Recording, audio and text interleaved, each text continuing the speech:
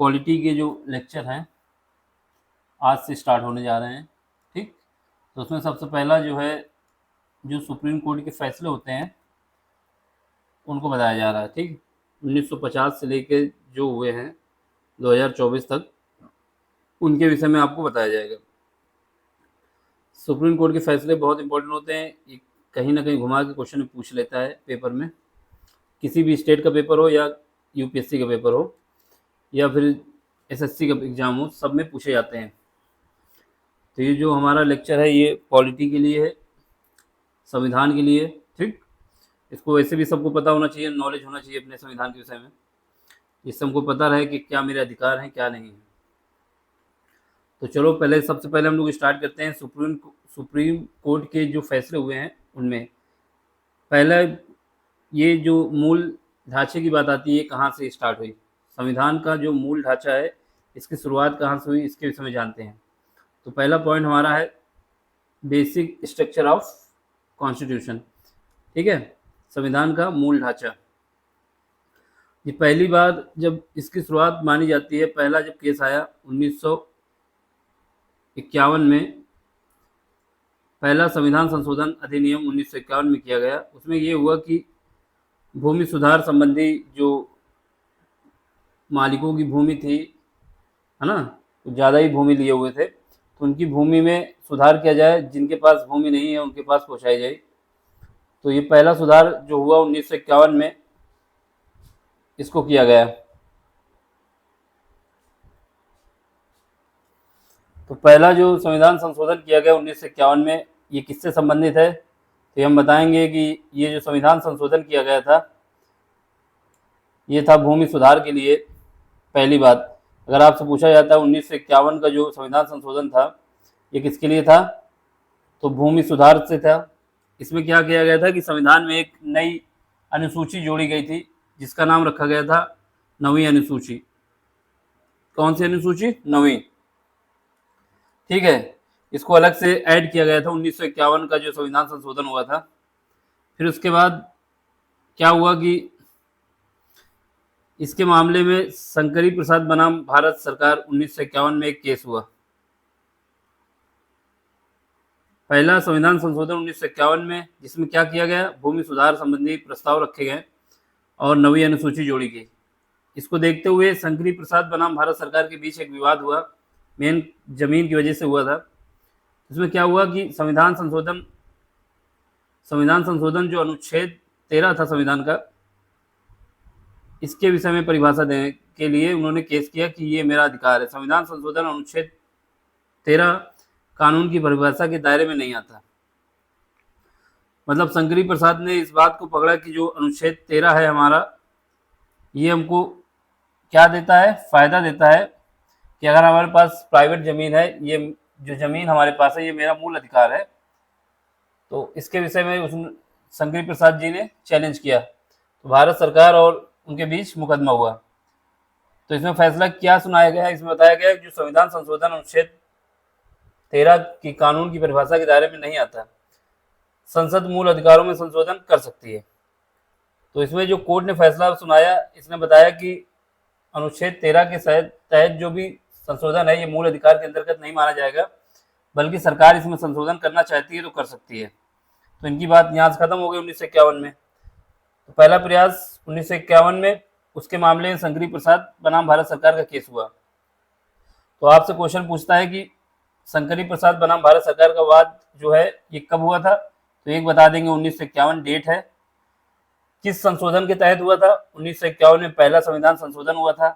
किस लिए हुआ था, भूमि सुधार के लिए हुआ था। कौन सी सूची जोड़ी गई थी, तो नवी अनुसूची जोड़ी गई थी। इतने पॉइंट बनते हैं यहाँ से, इससे क्वेश्चन पूछा जाता है। ठीक है, संसद, तो कोर्ट ने क्या फैसला सुनाया था, कोर्ट ने ये फैसला सुनाया था संसद मूल अधिकारों में संशोधन कर सकती है।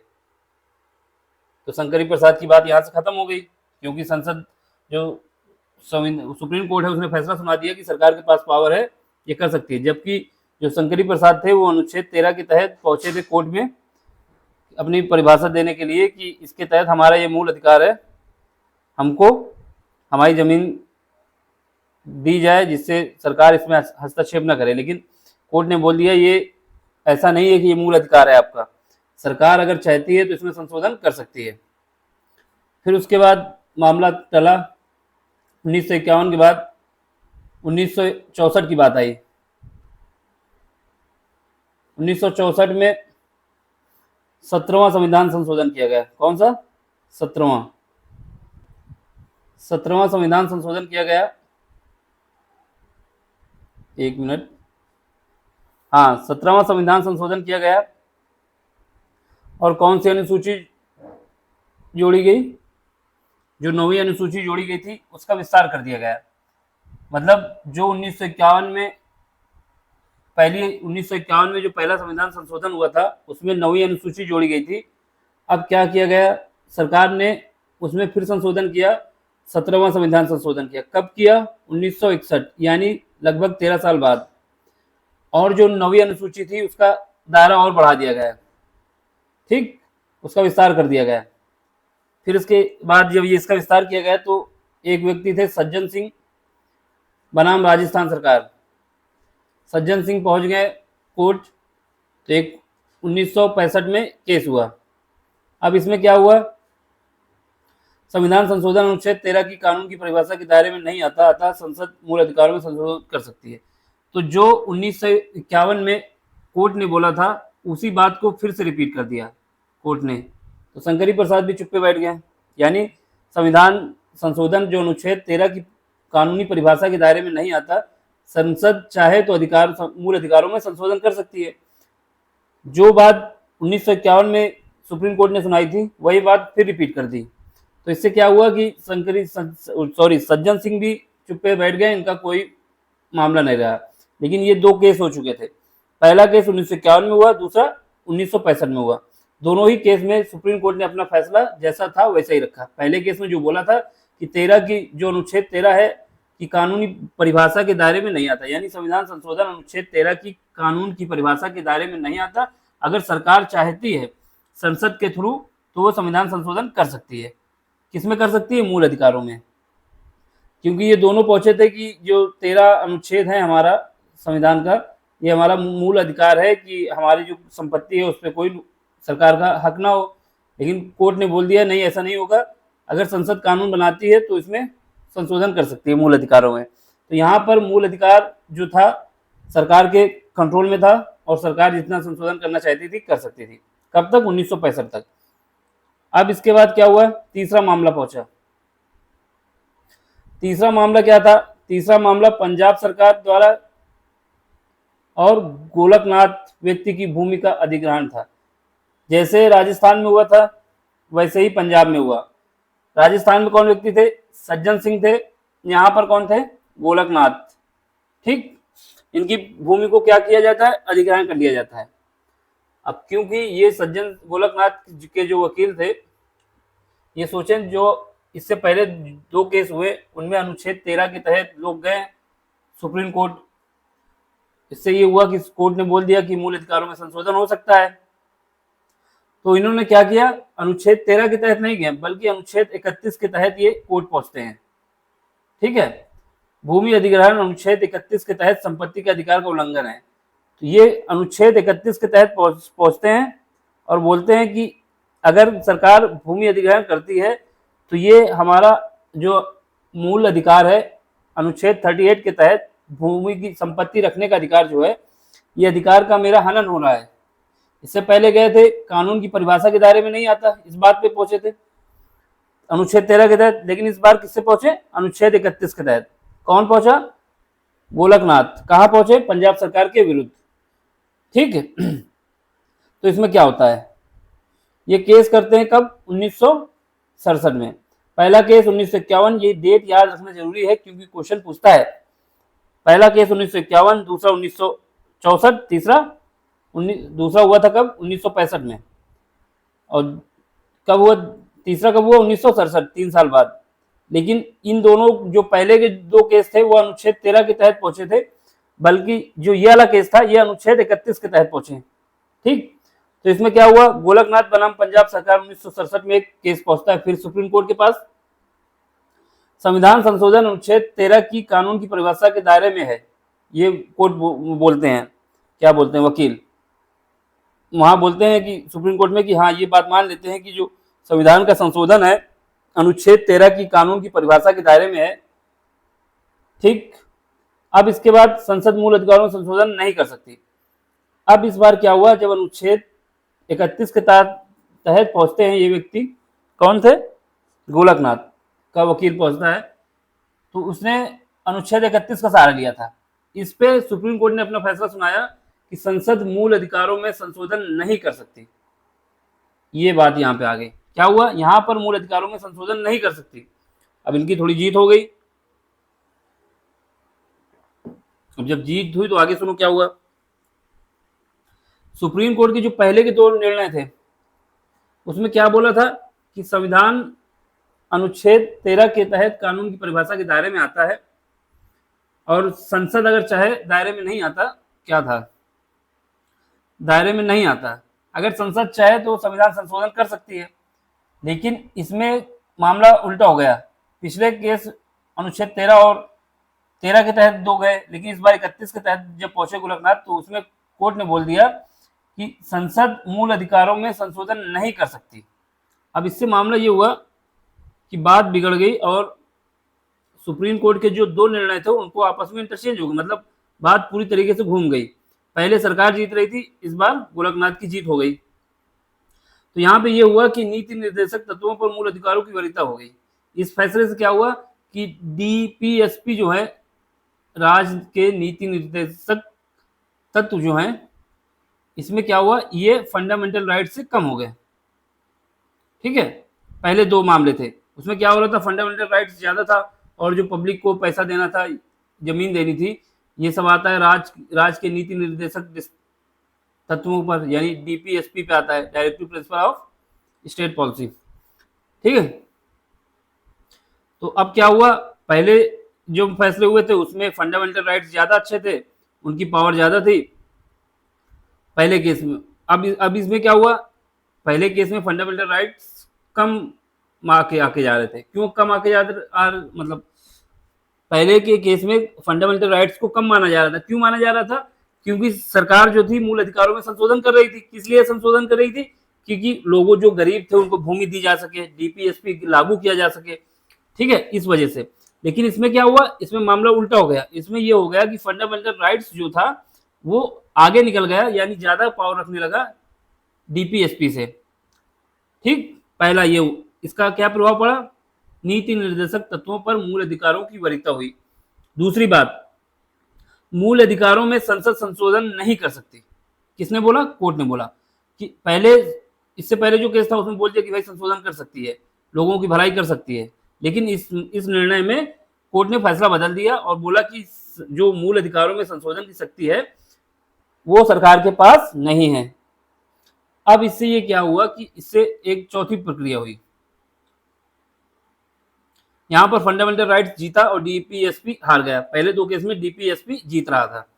ठीक है, अब ये हुआ कि जो सरकार थी इस समय इंदिरा गांधी की चल रही थी, तो उन्होंने क्या किया, संसद की प्रतिक्रिया चली और 2 संशोधन कर डाले।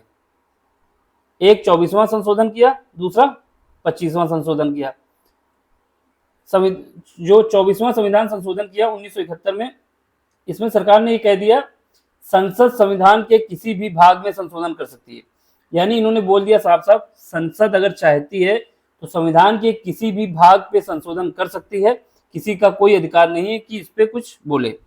पहली बात बोला। 24वां बोला कि संविधान में कहीं पर भी संसद संविधान में संशोधन कर सकती है, किसी भी भाग पे, किसी भी अनुच्छेद पे, किसी भी अनुसूची पे, कुछ भी कर सकती है। एक बात ये 24वां। और 25वां क्या हुआ, 25वां संविधान संशोधन जो किया गया 1971 में, इसमें क्या हुआ कि संविधान संशोधन अनुच्छेद 13 के अंतर्गत विधि की परिभाषा में नहीं आता। ये शब्द ऐड कर दिया गया।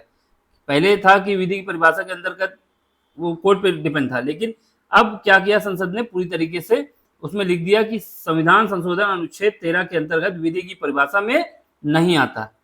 अब इससे क्या हुआ सुनो, भाग 4 को लागू करने के लिए भाग 3 में, यानी भाग 4 में क्या है, भाग 4 में है डीपीएसपी और भाग 3 में क्या है, भाग 3 में है फंडामेंटल राइट्स। तो इन्होंने साफ साफ लिख दिया भाग 4 को लागू करने के लिए, यानी डीपीएसपी को लागू करने के लिए फंडामेंटल राइट में संशोधन किया जा सकता है। इससे क्या हुआ, डीपीएसपी यानी directive principle of state policy की वैल्यू जो हो गई बढ़ गई और फंडामेंटल राइट्स कम हो गया। ये सीधा सीधा लिख दिया गया संविधान के संशोधन 2 में, 2 किए गए, कौन कौन से, 24वां और 25वां, उसमें ये मेंशन कर दिया गया। अब इस प्रकार के संशोधन को सुप्रीम कोर्ट में चुनौती नहीं दी जा सकती, ये बात भी लिख दी गई।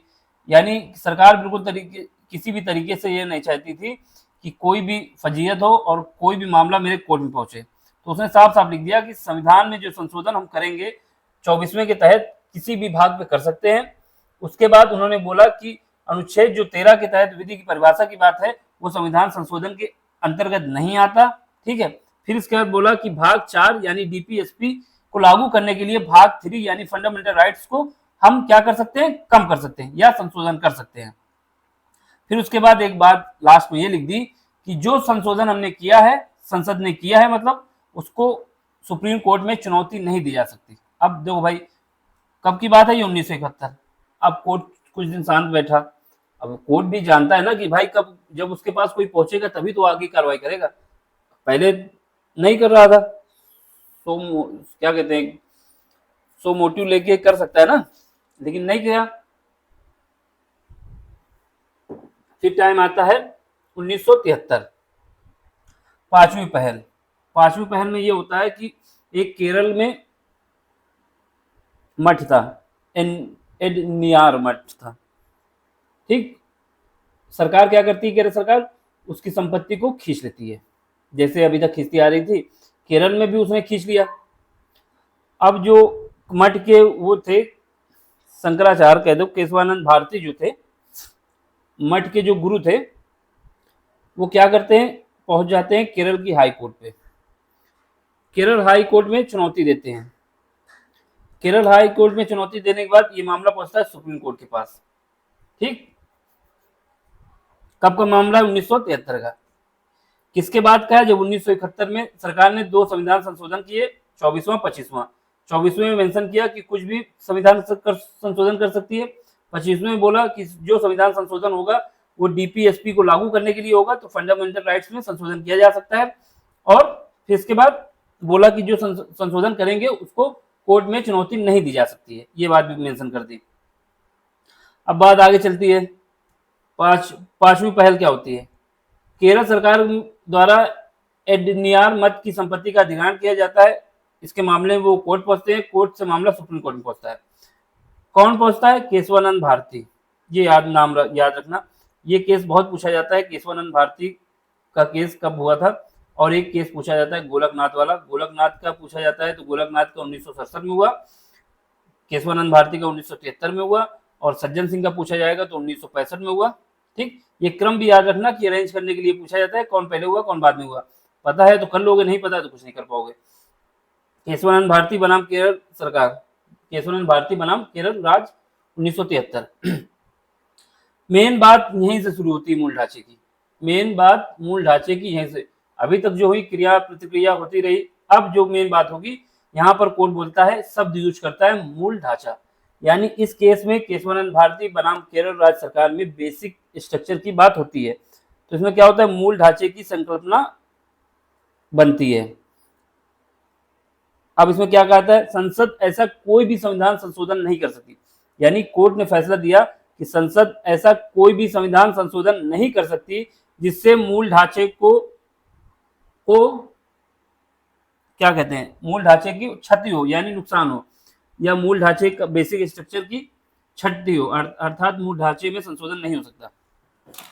संसद ने बोल दिया साफ साफ, कोर्ट ने बोला कि संसद संशोधन कर सकती है, लेकिन ऐसा कोई संशोधन नहीं कर सकती है जिससे जो हमारे संविधान का बेसिक स्ट्रक्चर है उसको क्षति हो। तो मूल ढांचे शब्द को पहली बार जब यूज किया गया तो इसी में यूज किया गया, मूल ढांचे में संशोधन नहीं हो सकता, ये कोर्ट ने फैसला सुनाया। एक बात। दूसरी बात, जो 24वां संविधान संशोधन सरकार ने किया था संसद में कि संविधान संशोधन अधिनियम 1971, तो उससे क्या करती है कोर्ट, पूरी तरीके से निरस्त कर देती है, क्योंकि 24वां संविधान संशोधन ये कह रहा था कि अगर गवर्नमेंट चाहती है, यानी संसद चाहती है, तो संविधान के किसी भी भाग पे संशोधन कर सकती है, कुछ भी कर सकती है। तो इसको क्या किया कोर्ट ने, समाप्त कर दिया। इसमें 24वां संविधान संशोधन अधिनियम 1971 तो बना रहा। क्या बना रहा कि ये तो मान लेते हैं कि संशोधन कर सकते हो, कुछ भी कर सकते हो, लेकिन लेकिन लेकिन ये 24वां बना रहा, लेकिन ये जो बात कही थी 25वें में, सॉरी हमने 24वें बता दिया, 25वें में क्या कहा गया था कि संविधान संशोधन अधिनियम 1971 समाप्त क्यों किया गया? क्योंकि इसमें एक लाइन जोड़ दी गई थी कि जो हम संशोधन करेंगे इसको सुप्रीम कोर्ट में चैलेंज नहीं दिया जा सकता। तो इस बात को उन्होंने क्या किया, कोर्ट ने इसको समाप्त कर दिया। 24वें को नहीं समाप्त किया, 24वें में था कि आप संशोधन कर सकते हैं, कोई बात नहीं है। एक बात, पहली बात तो संविधान का जो बेसिक स्ट्रक्चर है उसको क्षति नहीं होनी चाहिए। दूसरी बात जो आपने लिखा था 25वें संविधान संशोधन में कि संसद की में जो संशोधन हो रहा है उसको कोर्ट में फैसला, मतलब कोर्ट में चैलेंज नहीं किया जा सकता, इस बात को हम आपके नहीं मानते, इसको हम काटते हैं। यानी 25वां संविधान संशोधन समाप्त कर दिया गया। ठीक, 1900 कब हुआ था? 1971 में दो संविधान संशोधन, 24वां 25वां। तो उसमें जो 1973 में जो केस हुआ केशवानंद भारती, उससे क्या हुआ, मूल ढांचे का संकल्पना ही तो आपसे क्वेश्चन पूछ लेता है, मूल ढांचे की पहली बार संकल्पना कब बनी? तो मूल ढांचा का जो शब्द पहली बार यूज किया गया वो केशवानंद भारती बनाम केरल राज्य सरकार के बीच जो मामला था उसमें किया गया। फिर उसके बाद इसमें क्या बताया गया कि सरकार अगर चाहती है संविधान में संशोधन करना तो कर सकती है, लेकिन इतना संशोधन न करे कि हमारा जो बेसिक स्ट्रक्चर है, मूल ढांचा है, उसको क्षति हो। अगर उसको क्षति होती है तो उस भाग को हम नहीं मानेंगे, मतलब उस भाग को संशोधन नहीं माना जाएगा। फिर उसके बाद जो 24वां संविधान संशोधन था कि सरकार किसी भी भाग पे कहीं पर भी संशोधन कर सकती है, तो कोर्ट ने मान लिया कि भाई तुम कर सकते हो, हम तुम्हारी बात मानते हैं। लेकिन जो आपने ये बात लिख दी है कि 25वें संविधान संशोधन के तहत कि जो भी संशोधन हुआ है उसको हम कोर्ट में चैलेंज नहीं दे सकते, ये बात आपकी गलत है। इस वजह से 25वां संविधान संशोधन हम आपका नहीं मानते, समाप्त करते हैं। तो 25वां संविधान संशोधन खत्म हो गया। अब क्या हुआ? छठवीं पहल हुई। छठवीं पहल कब हुई? छठवीं पहल हुई जो 42वां संविधान संशोधन किया गया था 1976 में। कब किया गया था? 1976 में 42वां संविधान संशोधन किया गया। इसमें क्या किया गया?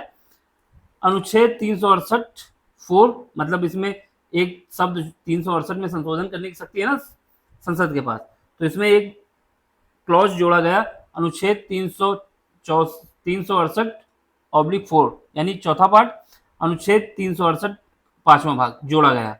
तो चौथे भाग में क्या जोड़ा गया? अनुच्छेद 368(4) में जोड़ा गया, संसद द्वारा किए गए संविधान संशोधन को किसी भी न्यायालय में चुनौती नहीं दी जा सकती। भैया फिर खेल खेल गए। अभी तो 1971 में 25वां संविधान संशोधन करे थे ये, और ये बोल दिए संसद जो संशोधन करेगी उसको कहीं कोर्ट में चैलेंज नहीं किया जाएगा, तो उसको कोर्ट ने क्या किया? उसको निरस्त कर दिया। अब फिर ये कर दिए एक बार और कि जो 368(4) ये बता रहा था संसद द्वारा किए गए संविधान संशोधन को किसी भी न्यायालय में चुनौती नहीं दी जा सकती। भैया वही बात दोबारा रिपीट कर दी इन लोगों ने। तो अब क्या होगा? और जो 368(5) है इसमें क्या जोड़ा गया? संसद की संविधान संशोधन की शक्ति पर किसी प्रकार का कोई निर्बंध नहीं होगा। मतलब जो दो बात कोर्ट ने पीछे समाप्त करी उसको फिर ये यहाँ पे ले आए। कब ले आए? 42वां संविधान संशोधन 1976 के तहत। पहला मामला कि जो संविधान संशोधन की शक्ति है उसको कोर्ट में चैलेंज नहीं किया जाएगा 368(4) के तहत। फिर उसके बाद संसद जो 368(5) इसमें जोड़ा गया कि संसद की जो शक्ति है वो अपार है, उस पर कोई किसी का प्रतिबंध नहीं है। ये दो बार किसने जोड़ दी? गवर्नमेंट ने। किसमें जोड़ा? 368 अनुच्छेद में। एक क्लॉज 4 जोड़ा, एक क्लॉज 5 जोड़ा। अब इसके बाद दो क्रिया क्या होती है? ये कब हुई? 1976 में। अब इसके बाद 4 साल बाद एक व्यक्ति पहुंचते हैं, है ना, जिनकी मिल थी मिनर्वा मिल्स बनाम भारत संघ का मामला आता है। कब आता है मामला? 1980 में। जो दो बात इन्होंने लागू की थी उसके विषय में। पहली बात अनुच्छेद 368(4), इसमें क्या बोलती कोर्ट? बोलती मूल ढांचे की संकल्पना के आधार पर चुनौती दी जा सकती है। इन्होंने बोला था कि भाई चुनौती तुम दे ही नहीं सकते हो। किसने बोला था? संसद ने कानून बना दिया 368(4) के तहत कि आप संविधान जो संशोधन कर रहा है उसको न्यायालय में चुनौती नहीं दे सकते। लेकिन कोर्ट ने क्या बताया? कोर्ट ने बोला नहीं, आप चुनौती को न्यायालय में पेश कर सकते हैं अगर वो जो संशोधन किया गया है 368(4) के तहत, अगर वो बेसिक स्ट्रक्चर को नुकसान पहुंचाता है, मूल ढांचे की कल्पना को कोई भी क्षति पहुंचाता है, या मूल ढांचे के आधार पर हम कोर्ट पे जा सकते हैं। तो उसने कोर्ट ने मतलब सुप्रीम कोर्ट ने बोला कि आप इसके तहत आ सकते हैं। तो वो बात जो गवर्नमेंट ने की थी उसको कोर्ट ने नकार दिया। फिर उसके बाद जो अनुच्छेद 368(5) के क्लॉज में जोड़ा गया था कि हमारी जो शक्ति है उस पर किसी के कोई प्रतिबंध नहीं है, तो उन्होंने कोर्ट ने बोला नहीं, ऐसी बात नहीं, आपकी न्यायिक समीक्षा होगी, ये कोर्ट का अधिकार है।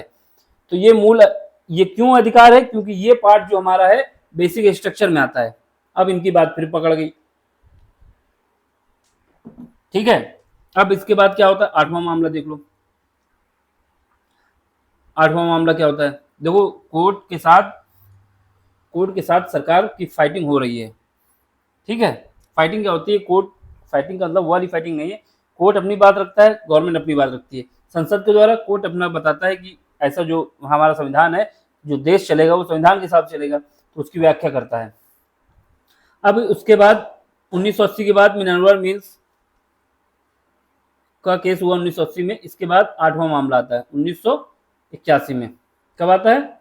1981 का मामला, वामन राव बनाम भारत संघ, वामन राव बनाम भारत संघ का मामला 1981। अब इसमें क्या होता है, संविधान के मूल ढांचे की अवधारणा का विस्तार 9वीं अनुसूची तक 24 अप्रैल 1973 से पूर्व शामिल कानून की समीक्षा नहीं। तो बात ये होती है कि अब जैसे ये मामला था मिनर्वा मिल्स का मामला, तो इसमें बोला गया था कि आप मूल ढांचे की संकल्पना के आधार पर केस को मतलब चुनौती दे सकते हैं। जो भी संविधान संशोधन हुआ है उसको मूल अधिकार की बेसिक स्ट्रक्चर के आधार पर हम कोर्ट पे जा सकते हैं। तो इससे ये हुआ कि जो पहले जो जमीन गई थी सबकी, जैसे केशवानंद भारती की चली गई, और भी जो केस थे सज्जन सिंह की चली गई, गोलकनाथ की चली गई, तो इससे ये सब लोग सोचे कि हम भी कोर्ट चले जाएं। अब कोर्ट के पास ये था कि गवर्नमेंट ने तो भाई डीपीएसपी लागू करने के लिए, लोगों की मदद करने के लिए किया, अगर ऐसे ही सब आते रहेंगे तो उसको पीछे वाला केस भी देखना पड़ेगा, यानी उसमें भी गवर्नमेंट से कहना पड़ेगा कि ज़मीन वापस करें। और किस लोगों को, जिनके पास ज़मीन चली गई, गरीब लोगों के पास, तो इससे तो फिर गवर्नमेंट को दिक्कत हो जाती। तो कोर्ट ने ये बताया कि देखिए, बावन राव बनाम भारत संघ में 1981 में कोर्ट ने बताया, सुप्रीम कोर्ट ने बोला संविधान के मूल ढांचे की जो विस्तार हुआ था 9वीं अनुसूची का, वो जो 24 अप्रैल 1973 से पहले हो चुका है, उसकी न्यायिक समीक्षा नहीं होगी। यानी केशवानंद भारती के पहले जितने भी केस थे उस पर कोई भी न्यायिक समीक्षा नहीं करेगा कोर्ट। अब इसके बाद कोई भी व्यक्ति कहीं जा ही नहीं सकता, क्योंकि सुप्रीम कोर्ट के आगे कहीं हम लोगों की सुनवाई नहीं है। तो इससे क्या हुआ कि जो पीछे के मामले थे वो मामले वही रह गए। अब इसके बाद जो मामले ऐड किए जाएंगे 24 अप्रैल 1973 से जो पहले जो मामले थे उन पर कोई समीक्षा नहीं होगी, लेकिन 24 अप्रैल 1973 के बाद के जितने भी मामले हैं उनकी न्यायिक समीक्षा होगी। तो ये बात भी सही हो गई, ठीक है। अब ऐसे तो नहीं, तो अगर ना ऐसा ये फैसला ना सुनाता कौन सा वामन राव बनाम भारत संघ 1981, तो जितने व्यक्ति थे सब पहुंच जाते कोर्ट की भाई हमारे 1971 में, हमारे 1951 में, हमारी 1967 में, हमारे 1965 में, ऐसे मामले पहुंच जाते ना कि ये जमीन हमारी ली गई है, हमको वापस कराएं। तो गवर्नमेंट को दिक्कत आ जाती। इस वजह से कोर्ट ने बताया कि जो 24 अप्रैल 1973 से पहले मामले थे उनकी समीक्षा नहीं की जा सकती, उसके बाद के जो मामले उनकी समीक्षा हो सकती है। अब क्या हुआ इसके बाद, वर्तमान व्यवस्था क्या है, तो यहाँ से बेसिक स्ट्रक्चर हमारा बन चुका है। अब इसके बाद हमारे पास क्या है कि अब करंट में क्या है। इससे पहले देखो, पहले ये मामला एक मामला और रह गया है, 9वां मामला। 9वां मामला क्या है, देखो 99वां संविधान संशोधन किया गया। कब किया गया? 2014 में, ठीक, मोदी गवर्नमेंट ने किया। इसमें क्या किया गया कि राष्ट्रीय न्यायिक नियुक्ति आयोग बनाने की बात की गई, किसके द्वारा? गवर्नमेंट द्वारा। लेकिन सुप्रीम कोर्ट ने इसको स्वतः संज्ञान लिया, ठीक। स्वतः संज्ञान लेने के बाद इस कानून को क्या बोल दिया कि ये पार्ट जो है हमारे बेसिक स्ट्रक्चर के अंतर्गत आता है, इसको संसद द्वारा कानून बना के नियुक्ति नहीं की जा सकती। मेन बात ये थी कि गवर्नमेंट चाहती थी कि जो भी जैसे IAS PCS भरे जाते हैं वैसे ही एक राष्ट्रीय न्यायिक नियुक्ति आयोग बनाया जाए, जिसकी परीक्षा ली जाए, उससे जज निकाले जाएं और कोर्ट के, हाई कोर्ट के, सुप्रीम कोर्ट के जज बनाया जाए। लेकिन सुप्रीम कोर्ट ने इसको स्वतः संज्ञान लिया और इसको बोला कि ये जो राष्ट्रीय न्यायिक नियुक्ति आयोग है, सुप्रीम कोर्ट ने के न्यायाधीशों में न्यायपालिका की भूमिका सुप्रीम कोर्ट द्वारा स्वतः संज्ञान लिया गया और इसको मूल ढांचे के विषय में बता के इसको शून्य कर दिया गया। शून्य करने का मतलब है कि इसको अघोषित कर दिया गया, यानी अयोग्य बताया गया। ये ऐसा नहीं हो सकता। अगर कोर्ट, सुप्रीम कोर्ट किसी भी फैसले को क्या कर देती है, शून्य कर देती है, तो वो फैसला वहीं से खत्म हो जाता है, इसके आगे नहीं बढ़ता है। तो वही बात थी, क्यों 99वां संविधान संशोधन था, सबसे लेटेस्ट था, इसके पहले जो थे वो सब इंक्लूड हो गए थे। ठीक, तो ये जो भाग था इसमें बोला गया था कि राष्ट्रीय न्यायिक नियुक्ति आयोग जो कि गवर्नमेंट बनाना चाहती है, ये हमारे मूल ढांचे के विरुद्ध है, इसके लिए इसको हम शून्य घोषित करते हैं, क्योंकि ये बेसिक स्ट्रक्चर के खिलाफ है। तो यहाँ पे हो गया हमारा क्या, मूल या बेसिक स्ट्रक्चर की बात हो गई। अब सुनो, अब क्या चल रहा है वर्तमान में। संसद मूल अधिकारों सहित संविधान के किसी भी भाग में संशोधन कर सकती है। अगर संसद चाहती है कि मूल अधिकार में संशोधन करना चाहती है तो कर सकती है, कोई बात नहीं है, किंतु ऐसा संशोधन नहीं कर सकती जिससे संविधान का मूल ढांचा प्रभावित हो। समझ गए? अगर मूल ढांचा प्रभावित होगा तो कोर्ट स्वतः संज्ञान ले सकता है और उसको शून्य घोषित कर सकता है। तीसरी बात, 24 अप्रैल 1973 के पहले 9वीं अनुसूची में शामिल किसी भी कानून की न्यायिक समीक्षा नहीं की जा सकती। 24 अप्रैल 1973 के बाद, बात का मतलब है कि इसमें अगर शामिल, पहले जो शामिल है उसमें नहीं की जा सकती, लेकिन 24 अप्रैल 1973 के बाद यानी 25 अप्रैल 1973 के अगर कोई मामला 9वीं अनुसूची में डाला गया है तो उसकी न्यायिक समीक्षा होगी। लेकिन 23 अप्रैल 1973 का मामला जो भी है, जो भी डाला गया है, उसकी न्यायिक समीक्षा नहीं होगी। यानी एक लाइन खींच दी गई कि 24 अप्रैल के पहले जो भी मामले थे उसको कोर्ट जो है नहीं देखेगा, उसकी न्यायिक समीक्षा नहीं होगी, लेकिन 24 अप्रैल के बाद जो भी मामले होंगे उसको कोर्ट में न्यायिक समीक्षा हो सकती है। तो यही हमारा था बेसिक स्ट्रक्चर। ठीक, तो इसमें क्या याद रखना है, इसमें हमें याद रखना है, पहला संविधान कब हुआ, 1951 में हुआ। किस लिए हुआ, भूमि सुधार के लिए हुआ। कौन सी अनुसूची जोड़ी गई, 9वीं अनुसूची जोड़ी गई। ये क्वेश्चन सब पूछे गए हैं, स्टेट पीसीएस, यूपीएससी कहीं पर भी पूछे गए हैं। ठीक है, फिर इसके बाद क्या मामला हुआ, 1951 में शंकरी प्रसाद पहुंचे, उनका केस याद रखना है। 1951 का जो केस था शंकरी प्रसाद का, वो किस अनुच्छेद के तहत कोर्ट पहुंचे थे, तो ये याद रखना, अनुच्छेद 13 के तहत पहुंचे थे। ये एक एक बात जो है कहीं ना कहीं क्वेश्चन आया हुआ है, इस वजह से लिखी हुई है इसमें। फिर उसके बाद दूसरा मामला कब होता है, 17वां संविधान संशोधन होता है। कब होता है, 1964 में होता है। इसमें क्या होता है, जो 9वीं अनुसूची थी उसका विस्तार किया गया गवर्नमेंट द्वारा। ठीक, तो इसके खिलाफ कौन पहुंचता है, सज्जन सिंह बनाम राजस्थान सरकार के मामला केस होता है। तो ये देखो, एक तो इनका क्रम याद रखना है कि शंकरी प्रसाद का 1951 में हुआ, सज्जन सिंह का जो मामला हुआ 1965 में हुआ। ठीक, जो गोलकनाथ का मामला है ये कब हुआ, 1967 में हुआ। और ये याद रखना कि गोलकनाथ का जो मामला था किस अनुच्छेद के तहत पहुंचे थे, अनुच्छेद 31 के तहत। तो इसमें इसके जो पहले सज्जन सिंह और क्या नाम था, सज्जन सिंह और शंकरी प्रसाद, है ना, इसमें जो दो मामले थे, इसमें जो डीपीएसपी था ये ज्यादा भारी हो गया फंडामेंटल राइट से, लेकिन जो गोलकनाथ का मामला था इसमें फंडामेंटल राइट्स की वैल्यू बढ़ गई, डीपीएसपी घट गया।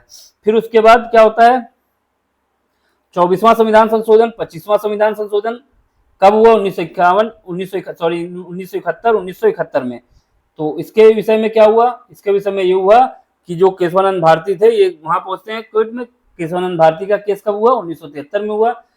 ठीक, तो यहां से जो केशवानंद भारती था उसी केस से बेसिक स्ट्रक्चर की बात शुरू हुई थी। तो ये सब याद रखना। अब आगे देखो, अब देखो मूल अधिकार और सुप्रीम कोर्ट। बेसिक स्ट्रक्चर की बात हो चुकी है, बेसिक स्ट्रक्चर कैसे बना ये सब बताया। और एक बात ये याद रखना, बेसिक स्ट्रक्चर के विषय में कोर्ट ने अपने पास एक पावर ये रखी है कि मूल ढांचे में क्या आएगा क्या नहीं आएगा, इसको जब हमको बताना होगा तो हम बताएंगे। कोई लिमिट नहीं है कि ये बात ही मूल ढांचे में, यानी कोर्ट के पास ये पावर है, किसी भी चीज को वो बेसिक स्ट्रक्चर बता सकती है, जिससे जो संशोधन हो रहा है उसको रोक सकती है। तो ये कोर्ट ने अपने पास फैसला रखा हुआ है कि हमको जब बताना होगा हम बताएंगे। यानी समय समय पर हम ऐड करते रहेंगे कि ये बेसिक स्ट्रक्चर है, ये बेसिक स्ट्रक्चर है, इसमें कोई लिमिट नहीं है। अब आगे क्या होता है, मूल अधिकार और सुप्रीम कोर्ट की बात पहुंचती है।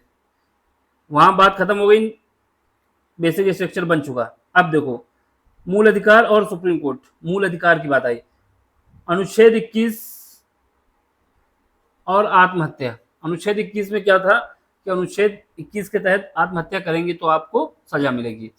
तो इसमें सुनो, श्रीपति दुब्बल बनाम महाराष्ट्र सरकार 1967 का मामला होता है। इसमें क्या होता है, एक व्यक्ति जो थे वो आत्महत्या करते हैं, तो उसमें क्या होता है ये सुनो। श्रीपति दुब्बल बनाम महाराष्ट्र सरकार 1987। अनुच्छेद 21 प्राण एवं दैहिक स्वतंत्रता का अधिकार प्रदान करता है, जबकि आत्महत्या इसके बिल्कुल विपरीत है, क्योंकि इससे मूल अधिकार का उल्लंघन होता है। यदि कोई व्यक्ति आत्महत्या करने का प्रयास करता है तो उस स्थिति में राज्य पर उस व्यक्ति की प्राणों की सुरक्षा करना संवैधानिक अधिकार है। यानी 1987 में जो मामला हुआ था श्रीपति दुब्बल बनाम महाराष्ट्र सरकार 1967 में, इसमें कोर्ट ने बताया कि जो अनुच्छेद 21 है ये किसी भी व्यक्ति की प्राण एवं दैहिक स्वतंत्रता का अधिकार देता है। अगर कोई व्यक्ति आत्महत्या करने की कोशिश करता है तो ये सरकार का कर्तव्य है कि वो उसके प्राण की रक्षा करे। ये संवैधानिक अधिकार है उस व्यक्ति का, यानी सरकार की जिम्मेदारी है उसको बचाने की। ये किसने बताया? कोर्ट ने बताया। यदि राज्य ऐसा करने में विफल रहता है तो अनुच्छेद 21 का स्पष्ट उल्लंघन है।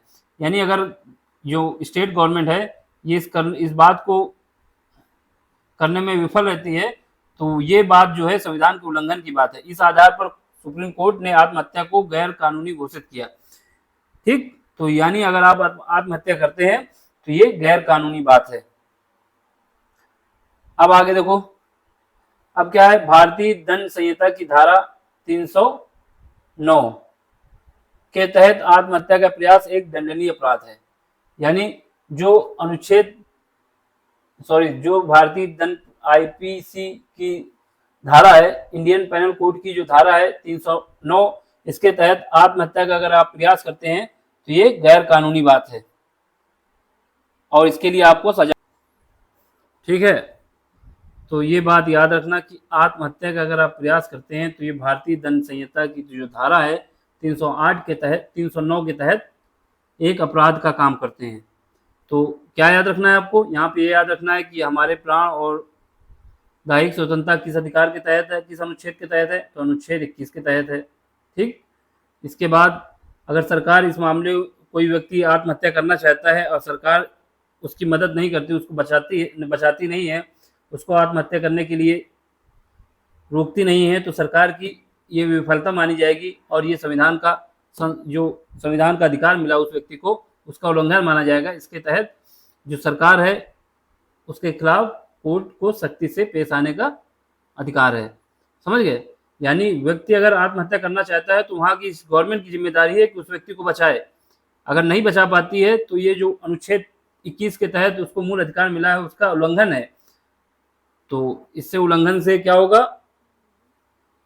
दिक्कत आएगी गवर्नमेंट को। क्यों दिक्कत आएगी? क्योंकि गवर्नमेंट को ऐसी क्या कंडीशन थी, उस व्यक्ति को रोकना चाहिए।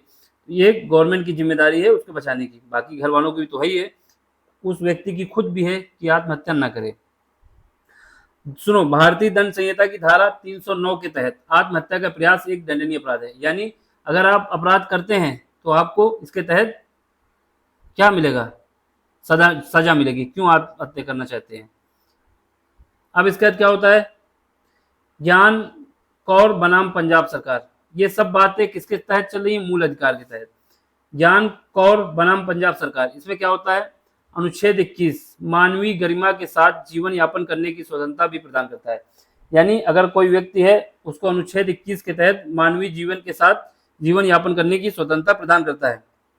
अतः यदि कोई व्यक्ति आत्महत्या का प्रयास करता है तो यह राज्य को मानवीय गरिमा के साथ जीवन यापन करवाने के संवैधानिक दायित्व से वंचित करता है। समझ गए? यानी अगर वो आत्महत्या करने का प्रयास करता है तो जो राज्य है, राज्य को मानवीय गरिमा के साथ जीवन यापन करवाने के संवैधानिक दायित्व से वंचित करता है। तो उसको रोकना है किसी भी हालत में। ज्ञान कौर बनाम पंजाब सरकार में देखो कोर्ट जो है दिशा दे सकती है, गवर्नमेंट को बताती है कि आपको ये करना है। जब गवर्नमेंट फेल हो जाती है किसी भी स्टेप पे कि क्या करना चाहिए और लोगों को क्या अधिकार मिले हैं, ये जिम्मेदारी किसकी है? गवर्नमेंट की तो है ही है, लेकिन अगर गवर्नमेंट सही नहीं काम कर रही है तो ये कोर्ट की जिम्मेदारी है। कोर्ट अपना फैसला सुनाता है कि आपको ये करना है, ठीक। तो इसके बाद क्या होता है? अरुणा अरुणा शान बाग बनाम भारत संघ 1911 का मामला था। इसमें यह था कि ये जो महिला थी अरुणा शान बाग, इनके साथ बलात्कार होता है, दिक्कत आती है, फिर ये ऐसी कंडीशन में पहुंच जाती हैं कि ये तो ना जी पा रही हैं ना ही मर पा रही हैं, ना तो बिल्कुल घायल हो जाती हैं। तो इसमें ये होता है कि ये खुद मरना चाहती हैं, लेकिन वही बात है कि ये अगर खुद मरेंगी तो ये आत्महत्या के तहत आएगा, और ये बिस्तर में पड़ी हैं, इनको कोई मार भी नहीं सकता। अगर कोई मारता है तो उसके खिलाफ केस आ जाएगा। और ये जीना भी नहीं चाहती। क्यों नहीं जीना चाहती? ना चल सकती हैं, ना बोल सकती हैं, बस जी रही बिस्तर में, इस वजह से। तो क्या हुआ? अरुणा शान बाग बनाम भारत संघ 1911 में मामले में सुप्रीम कोर्ट ने महत्वपूर्ण निर्णय देते हुए अनुच्छेद 21 के तहत या अंतर्गत इच्छा मृत्यु का अधिकार शामिल नहीं है। यानी कोर्ट ने ये बताया कि भाई अगर आप खुद मरना चाहते हैं तो ये अनुच्छेद 21 के तहत ऐसा कोई मामला नहीं है। आपको अनुच्छेद 21 के तहत ये अधिकार नहीं है कि आप खुद मर जाएं, ठीक। क्यों मरना चाहती थी? कंडीशन वही थी कि ना तो बोल सकती थी ना चल सकती थी। अब हो गया तो ये दिक्कत आ गई थी इनके पास। तो कोर्ट ने बोला भाई ऐसा अधिकार कुछ नहीं है कि आप खुद मरना चाहती हैं और ये अनुच्छेद 21 के तहत आए, तो ये आपके पास अधिकार नहीं है। क्या न्यायपालिका अनुच्छेद 12 के तहत राज्य की परिभाषा के अंतर्गत आती है? अब ये मामला हुआ कि भाई सब लोगों ने तो किया, कोई व्यक्ति करता है, कोई गवर्नमेंट करती है, कोई कॉरपोरेट करता है, तो हम कोर्ट के पास पहुंच सकते हैं और अपना मामला दर्ज करा सकते हैं। लेकिन अगर हमारे साथ कोर्ट अन्याय करता है तो हम किसके पास जाएं? ये मामला आया। तो यही है कि क्या न्यायपालिका अनुच्छेद 12 के तहत राज्य की परिभाषा के अंतर्गत आती है? यानी अनुच्छेद 12 ये बताता है कि राज्य में क्या क्या आएगा। तो यही एक केस पहुंचा 1967 के करीब। इसमें किया हुआ कि ये पूछा गया क्या अनुच्छेद 12 के तहत न्यायपालिका भी आती है? यानी न्यायपालिका यानी कोर्ट आती है। अगर कोई कोर्ट का फैसला हमारे विरुद्ध है, हमारे मूल अधिकार का उल्लंघन करता है, तो क्या हम कोर्ट के खिलाफ कुछ कर सकते हैं? तो सुनो क्या होता है। नरेश बनाम महाराष्ट्र सरकार 1967। नरेश बनाम महाराष्ट्र सरकार 1967। इस मामले में सुप्रीम कोर्ट ने स्पष्ट नहीं बताया, मतलब कोर्ट ने ये स्पष्ट नहीं बताया कि न्यायपालिका अनुच्छेद 12 के अंतर्गत राज्य की परिभाषा में आती है या नहीं आती। हाँ, लेकिन ये जरूर बताया यदि आती है तो भी अनुच्छेद 32 के तहत न्यायालय के आदेश के विरुद्ध रिट नहीं जारी की जा सकती। देखो जब ये केस पहुंचा कि क्या न्यायपालिका अनुच्छेद 12 के तहत राज्य की परिभाषा में आती है, तो ये व्यक्ति थे नरेश बनाम महाराष्ट्र सरकार के बीच पहुंचा 1967 में। कोर्ट ने ये बताया, ये स्पष्ट नहीं बताया कि ये परिभाषा के अंतर्गत आता है कि नहीं आता, लेकिन कोर्ट ने ये कहा अगर ये आता भी है तो अनुच्छेद 32 के तहत हमारे कोर्ट यानी न्यायपालिका के तहत न्यायपालिका में आप रिट जारी नहीं कर सकते, क्योंकि अनुच्छेद 32 हमको क्या करता है? अधिकार देता है, मूल अधिकार, कि हमारे साथ अगर कोई अन्याय होता है तो हम वो कहाँ पहुंचेंगे? सीधे सुप्रीम कोर्ट पहुंच सकते हैं या सीधे हाई कोर्ट पहुंच सकते हैं, ठीक। निचली अदालत में नहीं पहुंच सकते, सीधे हम जा सकते हैं। तो इस वजह से बताया कि इसके विरुद्ध, और अनुच्छेद 32 ये कहता है कि न्यायपालिका के विरुद्ध कोई रिट जारी नहीं की जा सकती। अब क्या हुआ? क्योंकि न्यायपालिका के किसी निर्णय से नागरिकों के मूल अधिकारों का उल्लंघन नहीं होता। देखो भाई न्यायपालिका खुद ही इतना पढ़ लिख के सब कुछ बता के एकदम जज करके अपने फैसलों को दोबारा सुनती है, फैसलों को देखती है, पीछे के रिव्यू लेती है। तो ये बोला गया कि न्यायपालिका खुद ही मूल अधिकारों का अगर रक्षक है तो वो मूल अधिकारों का उल्लंघन कैसे कर सकती है? ठीक है, वस्तुतः न्यायपालिका का उद्देश्य ही मूल अधिकारों की रक्षा करना है। मतलब न्यायपालिका मूल अधिकारों को रक्षा करना चाहती है, मूल अधिकारों का उल्लंघन नहीं करना चाहती। तो ये बात पहली मामला हो गया नरेश बनाम महाराष्ट्र सरकार 1967 में। अब इसके बाद क्या आता है कि दूसरे व्यक्ति पहुंचते हैं। तो ये तो 1967 हो गया। अब इसके बाद 1988 में एक व्यक्ति पहुंचते हैं, उनका क्या नाम था? AR आतुल्य बनाम RS नायक, ठीक है। AR आतुल्य बनाम RS नायक 1988 का मामला है। इसमें क्या होता है, न्यायपालिका कोई ऐसा आदेश नहीं करेगी, न्यायपालिका कोई ऐसा आदेश नहीं करेगी जिससे मूल अधिकारों का उल्लंघन हो, ये उल्लंघन लिखा हुआ है, ठीक है। न्यायपालिका कोई ऐसा आदेश उल्लंघन, ठीक है, न्यायपालिका कोई ऐसा आदेश नहीं करेगी जिससे क्या हो, मूल अधिकारों का उल्लंघन हो। अब इसमें सुनो, ये हो गया, ठीक। अब अगला मामला सुनो, दल बदल कानून और लोकसभा अध्यक्ष का निर्णय। दल बदल कानून का मामला क्या था कि देखो भाई, ये होता है कि लोकसभा, विधानसभा, राज्यसभा, जो भी लोकसभा और विधानसभा में ही मामला होता है। लोकसभा में ये होता है कि चुनाव होता है और विधानसभा में भी चुनाव होता है, राज्यसभा और इसका तो कुछ मामला अलग है ना। तो ये होता था कि अब आप किसी पार्टी में हैं, विधायक बनते हैं, फिर उसके बाद कोई आपको पैसा देता है, आप बदल के दूसरी पार्टी में चले जाते हैं। तो इससे क्या हुआ कि मामला तो जनता का नुकसान हुआ ना, जनता जिसको नहीं बनाना चाहती थी, आपने जाकर उसका समर्थन किया और वो गवर्नमेंट बन गई। तो ये मामला आ गया दल बदल कानून के तहत, यानी ये लोकसभा में होता था और विधानसभा में होता था। तो इसके तहत अध्यक्ष के पावर दिया गया, अध्यक्ष के पास ये पावर दिया गया कि अगर कोई व्यक्ति क्या करता है, कानून का उल्लंघन करता है, कानून का उल्लंघन करने का मतलब एक पार्टी को छोड़ के दूसरी पार्टी में चला जाता है, एक पार्टी को छोड़ के दूसरी पार्टी में चला जाता है, तो उसके तहत दल बदल कानून का उल्लंघन माना जाएगा, ठीक। दल बदल कानून का उल्लंघन माना जाएगा। तो इसमें पहला मामला होता है किहुतो होलोहन, किहुतो होलोहन बनाम जचीलू 1993। ये याद रखना, ये मामला बहुत इंपॉर्टेंट है। अगर आपसे पूछता है कि दल बदल कानून के तहत कौन सा केस हुआ था, तो हमें बताना है किहुतो होलोहन बनाम जचीलू, जो भी है, जचीलू 1993 में मामला हुआ था। इसके तहत क्या हुआ, लोकसभा अध्यक्ष का निर्णय अंतिम नहीं है। मतलब ये होता था कि भाई अब कोई पार्टी छोड़ के चला गया, तो लोकसभा का अध्यक्ष के पास पावर दिया गया था कि वो उसको अयोग्य घोषित कर सकता था, और उसके बाद ये भी कंडीशन थी कि इसकी जो समीक्षा है वो न्यायपालिका में नहीं होगी। तो इस मामले में जब किहुतो होलोहन बनाम जचीलू 1993 में जब मामला पहुंचा, तो इसमें लोकसभा अध्यक्ष का निर्णय अंतिम नहीं है, इसे न्यायालय में राजनीतिक द्वेष, अतार्किकता तथा पक्षपात के आधार पर प्रश्नगत किया जा सकता है। इसके अलावा यह प्रावधान न्यायिक समीक्षा के तहत न्यायिक समीक्षा के सिद्धांत को सीमित करता है, जो कि संविधान के मूल अधिकार का मूल ढांचे का अंग है। यानी इससे पहले था कि अगर आप पार्टी छोड़ते हैं तो आपके पास पावर है, किसके पास पावर है, जिस पार्टी की सरकार है उसका अध्यक्ष होता है, लोकसभा में, विधानसभा में।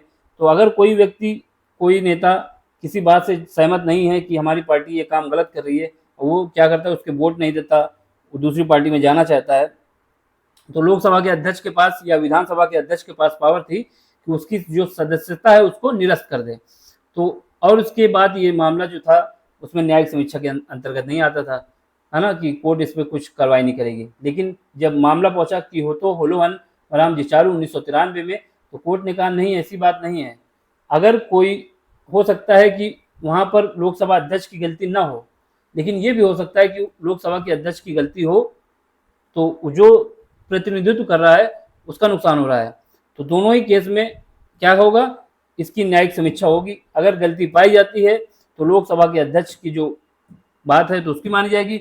अगर लोकसभा अध्यक्ष की गलती पाई जाती है कि उसने अपने द्वेष में, गुस्से में, लड़ाई में कैसे भी उसको नुकसान पहुंचाया है, तो क्या माना जाएगा, उस फैसलों को चेंज कर दिया जाएगा, तो उसकी सदस्यता खत्म नहीं होगी, ठीक है। तो ये याद रखना, ये मामला आपको कितना याद रखना है कि दल बदल कानून का जो संशोधन था, ये इसमें कौन सा केस हुआ था, कब हुआ था, 1993 में हुआ था। कौन व्यक्ति शामिल था, किहुतो होलोहन बनाम जचीलू। इसमें क्या बोला गया था कि ये जो मतलब अगर आप उसकी सदस्यता निरस्त करते हैं तो ये मूल अधिकार का उल्लंघन है, यानी ये पार्ट हमारे मूल संविधान के मूल ढांचे का अंग है, तो आप ऐसे नहीं हो सकता। यानी अगर आपने निर्णय दिया है, उसकी सदस्यता निरस्त की है, तो ये मामला कोर्ट पे जाएगा, कोर्ट निर्णय करेगा क्या बात सही है, क्या बात गलत है, ठीक। अगला देखो, अब अनुच्छेद 13। अब देखो ये इसके बाद का जो है, ये अनुच्छेद 13 से हम आगे लेक्चर में बताएंगे, ये लेक्चर बड़ा हो जाएगा नहीं तो। समझ में आ रहा है तो लाइक करें, शेयर करें, सब्सक्राइब करें। Thank you for watching.